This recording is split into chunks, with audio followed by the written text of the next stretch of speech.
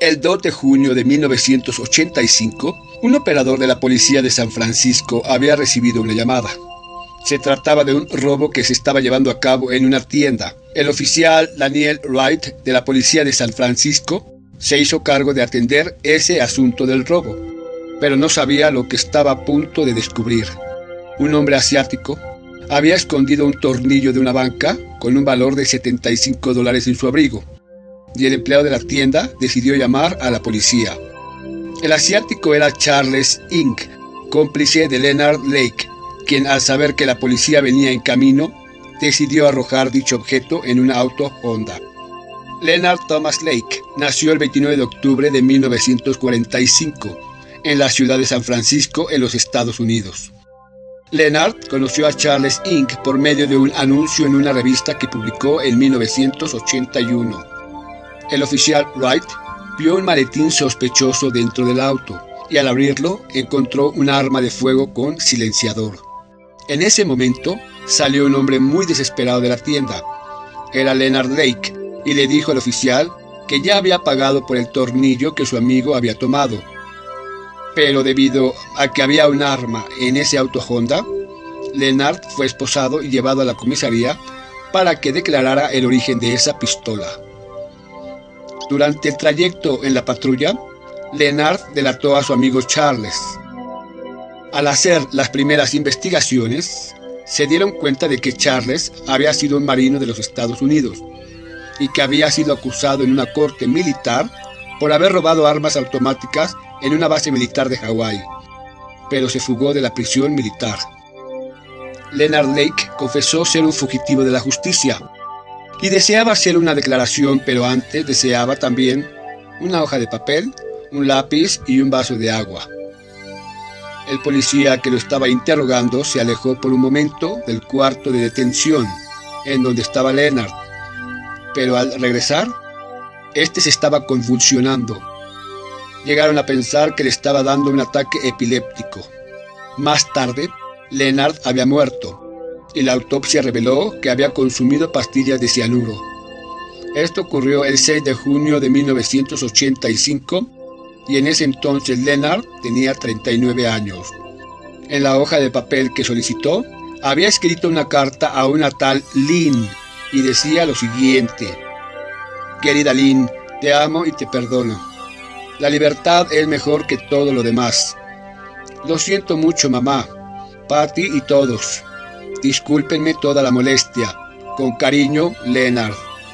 De acuerdo a las placas del auto Honda, este pertenecía a un tal Paul Costner, quien estaba desaparecido desde hacía 7 meses. El 25 de julio de 1984, la policía recibió una llamada muy frenética, pues una familia entera también había desaparecido. La familia Dobbs, el padre, la madre y un bebé de 16 meses. Esta familia había puesto un anuncio en el periódico para rentar su equipo de video, y lo único que faltaba en el departamento de la familia Dobbs era precisamente ese equipo de video. En el auto Honda que ya mencionamos, la policía halló un recibo de luz a nombre de Clara Lynn Balazs, quien resultó ser la exesposa de Leonard Lake. Cuando la policía la encontró, ella mencionó que ese recibo era de una propiedad familiar que estaba ubicada en el condado de Calaveras. Leonard Lake adquirió un rancho en medio del bosque cerca de Wilseyville, en el condado de Calaveras, en el estado de California, a 150 millas al este de San Francisco, y había reclutado a varios vecinos para que le ayudaran a construir un búnker fortificado junto a su cabaña. Ahí almacenó armas ilegales y equipo de video robados. Al día siguiente fueron a ese lugar, tanto la exesposa como la policía. Clara Lynn solamente permitió a la policía entrar en la cabaña, pero no los dejó entrar al búnker. Una detective reconoció el equipo de video de la familia Dobbs, mismo que estaba en el interior de la cabaña. La policía logró obtener al día siguiente una orden judicial para investigar totalmente la zona. Al forzar la cerradura del búnker, la policía halló sobre una pared fotos de 21 jovencitas, algunas de ellas desnudas. En la zona, la policía encontró varios restos de fogatas ya apagadas, y en algunas de ellas hallaron pedazos de huesos. Perros rastreadores especiales fueron llevados a la finca. ¿Y cuál fue la sorpresa de la policía? Al hallar más pedazos de huesos humanos. La policía declaró la zona de la cabaña de Leonard como escena de crimen. Nadie podía entrar en ella y fue fuertemente custodiada 3 días después del suicidio de Leonard. Siguieron las excavaciones y encontraron cientos de prendas personales de diferentes personas. Fueron catalogadas y fotografiadas. Una puerta secreta se encontró dentro del búnker. Al abrirla encontraron un cuarto secreto y en una de las paredes había un papel pegado, en donde había una serie de reglas. Estas reglas decían lo siguiente: siempre deberé estar lista para servir a mi amo. Nunca debo hablar a menos que me lo pida. Siempre debo ser obediente y nunca deberé ver a mi amo a los ojos, entre otras cosas. Tanto Leonard como Charles secuestraban mujeres y las usaban como esclavas sexuales para luego asesinarlas, junto con cualquier hombre o mujer que se interpusiera en su camino. En algunos casos, no en todos, videofilmaban a sus víctimas mientras saciaban sus abominables instintos sexuales.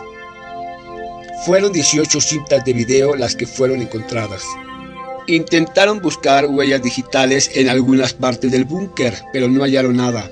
Luego apareció un recipiente de pintura lleno de filmaciones. Este recipiente estaba enterrado.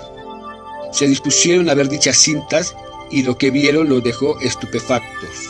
En uno de los videos había 2 mujeres que estaban sufriendo un abuso físico y psicológico por parte de Leonard y su cómplice. Amenazaban a las mujeres con golpearlas si no obedecían. A la policía ya no le quedó ninguna duda de que el cómplice asiático que aparecía en las filmaciones era nada menos que Charles Ng. Charles Ng nació el 24 de diciembre de 1960 en Hong Kong. La ex esposa de Leonard cooperó con la policía, con la condición de que le otorgaran inmunidad para que no fuera enjuiciada. La policía aceptó el trato. Posteriormente en la finca hallaron 2 cuerpos intactos, cubiertos con bolsas de campamento. La autopsia reveló que eran cuerpos masculinos y que habían sido asesinados a tiros. Estos resultaron ser los vecinos de Leonard.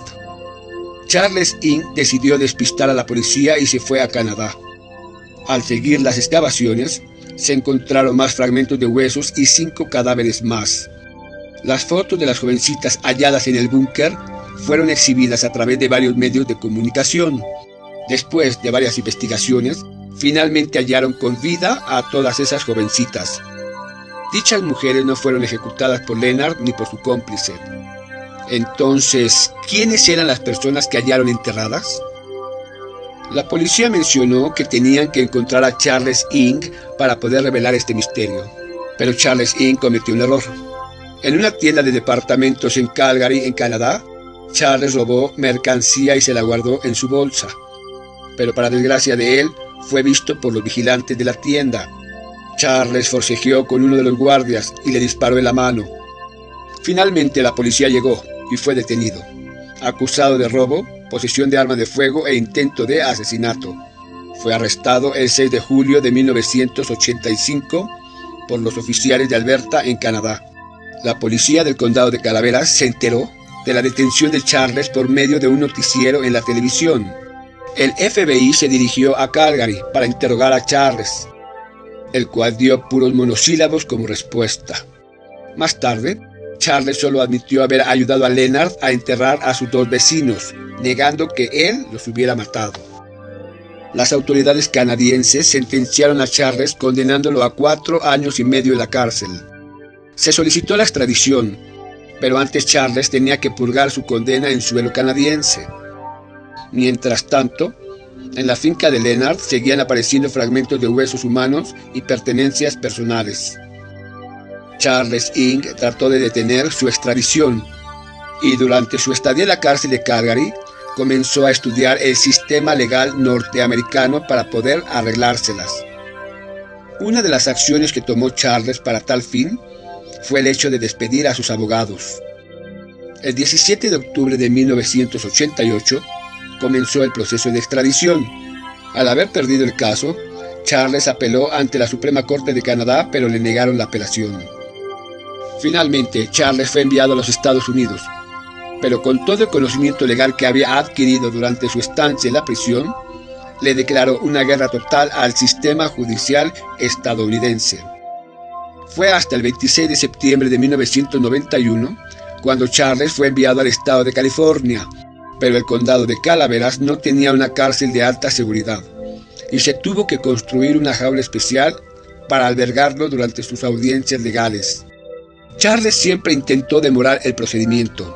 Despidió nuevamente a sus abogados, se quejó de maltrato y dijo que la comida no era la adecuada para él.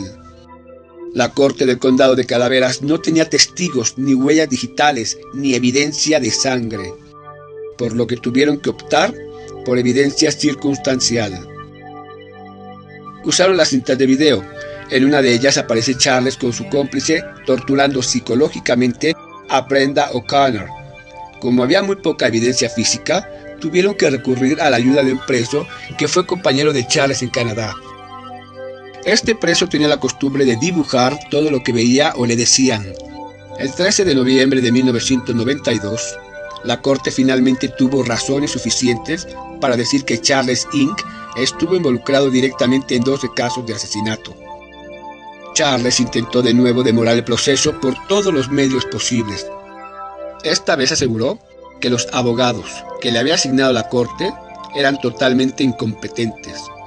Debido a que se estaba llevando el juicio en el condado de Calaveras, Charles Inc. mencionó que esta no era una corte imparcial.